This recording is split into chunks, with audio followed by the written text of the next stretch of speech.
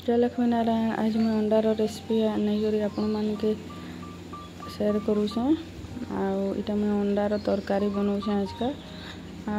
अंडा के मैं सिझे थी छिलका ताके अलगाई कर मुझे तेल से टी फ्राए करी। गोल्डन फ्राए हबार जाए मैं करता टी हल्दी पकई देती जेनटा कि कलर भल आसी टेस्ट भी लगसी देखबार के भी सुंदर दिसी। तेल देकर मुझे डालचीनी कण देती सोरस टी देती फुटना पियाज देती काटिक टी भाजी थी तेजपतर खणे भी देती।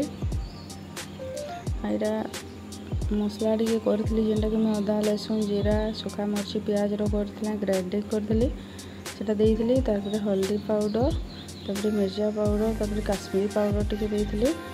आई भाजला पूरा लाल होबार पर टमाटर टी देती ये भी टी नून देती टी भाजली नून देले कण हेसी कि टमाटर देते जल्दी सिझी जीसी आ पानी भी बाहर जा तेल भी बाहर जीसी बेले हमें जानसु यहाँ कि मसलाटा हो गला यहाँ